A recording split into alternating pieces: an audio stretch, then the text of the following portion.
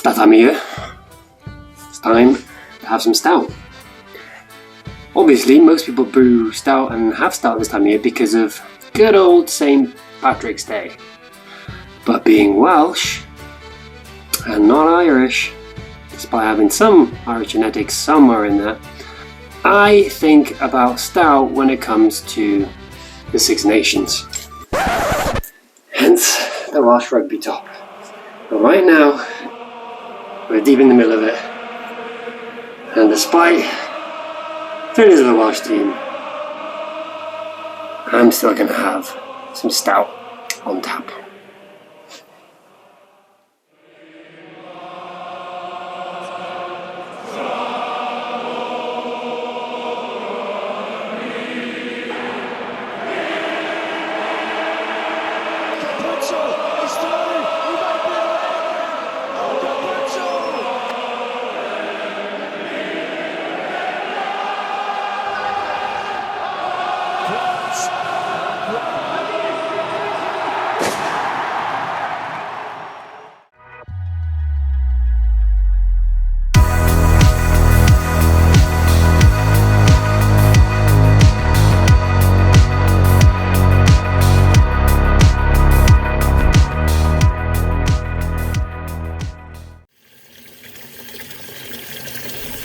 I hope you enjoyed the quick intro into the Six Nations that is synonymous with stout and of course one brand in particular.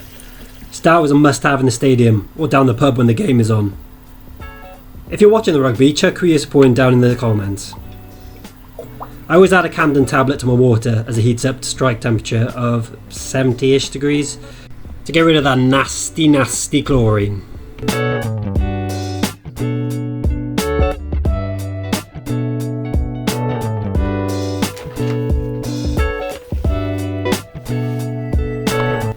So the grain bill for this one is 5% crisp roasted barley, 5% crisp dextrin for the head retention, 12% Thomas Fawcett pale chocolate, 12% Viaman Caramunic Type 3, with the remainder being crisp Marisota.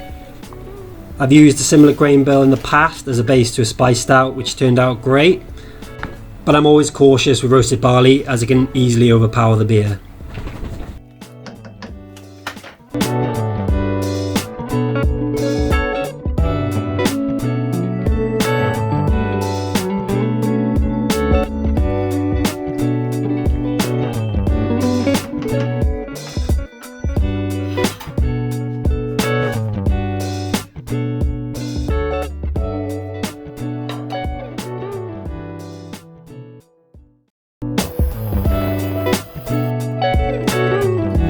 Back at it again with the red gloves that now have tiny little holes in them that burn my cute little fingies.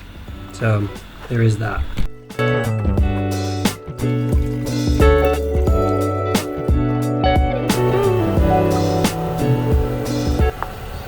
Now for the pre-boil gravity, which is at what I'd call 1042, which is about where I'd expect it to be. So we're on track at the moment. Actually going with Chinook for this one as a wort hop addition at 32 IBUs. I know it's not traditional for the style, but it's always been reliable for me with a nice rounded bitterness. Definitely one to keep in the freezer just to grab for any brew that you're doing if you want that nice clean bitterness. This is a 30-minute boil because, well, time is money and all that.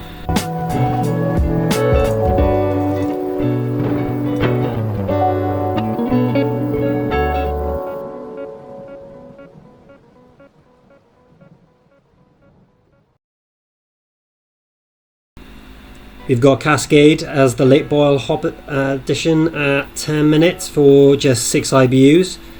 Primarily using it for aroma and flavour, hopefully getting some of that orange vibe that you often see with Cascade beers that will hopefully work well with the chocolate malt that I added earlier on.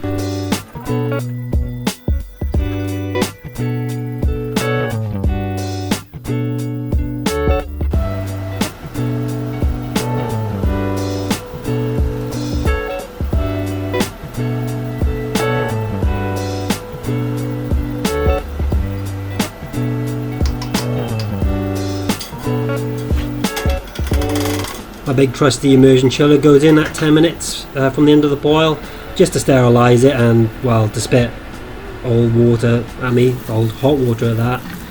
No whiff lock for this one because I don't care if this one's clear, so sue me.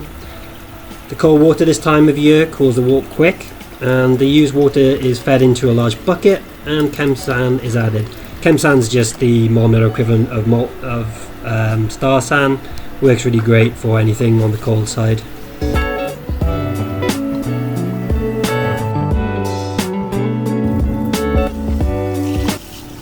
I dump the cool wort through a sterilised brew bag into my sterilised brew bucket to remove the gunk.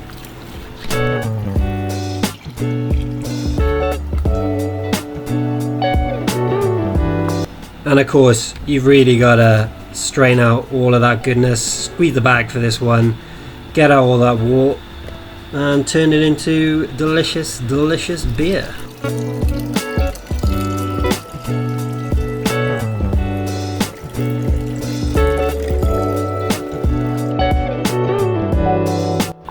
We're going for Lallemand Voskvike for this one.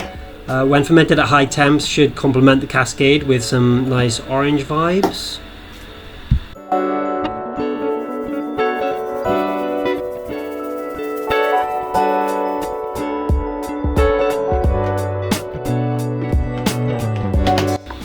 You can definitely tell that this shot was purely to show off my freckly arms. And of course in goes the sanitised bubbler, but of course I don't need to tell you that. It's right there. And this is Floydy Boy, my assistant brewer. I forgot to film me aerating the wort, but it's exactly what I'm doing the other side of the camera, as you can see by his inquisitive look. And he's just, well, such a handsome boy, so I thought I'd include him. Fermentation should take a week or so for this one in a warm corner in your house somewhere. I chucked mine next to the radiator in the living room, which my girlfriend wasn't exactly pleased about. The ABV for this one came in at a nice sessionable 4.6% with an OG of 1049 and an FG of 1014. Please tell me if my math is wrong on that one, so let me know in the comments if it is, because, well, you might as well humiliate me. And yeah, so it's a great sessionable beer for watching the rugger. Just a quick gravity transfer to keg for this one. Open up the tap and let it flow.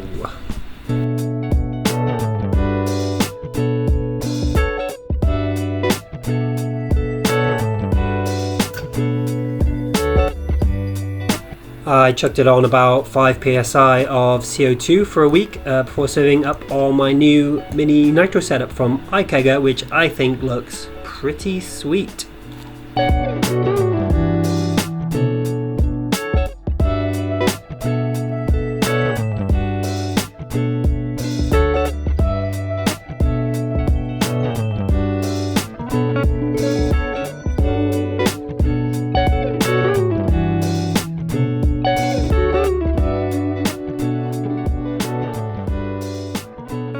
There it is.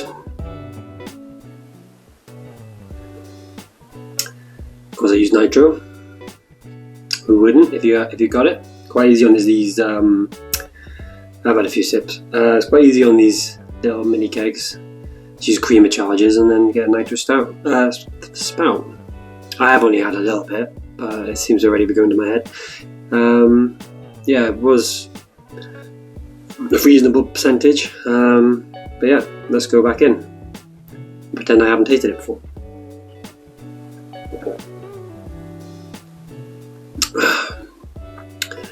Yeah, I mean the nitro helps with the smoothness. It's still a bit thin. I probably should have done some water chemistry, but I'm lazy, as you know. Good head retention. Decent colour. I've got some lights here. See if I can shine through.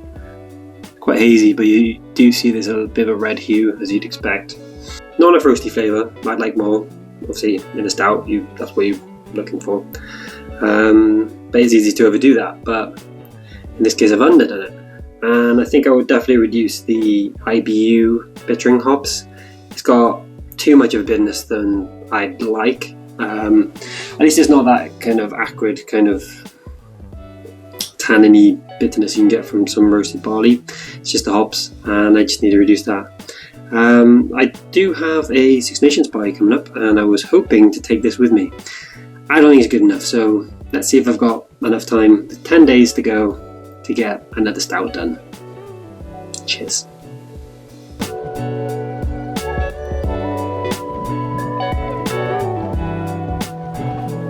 Thank you so much for watching. Apologies if some of the audio is not quite as crisp as it should be. I'm still trying to figure some things out. If you like this video, please like and subscribe, and check out some of my other videos on the channel. So thanks again, and see you next time.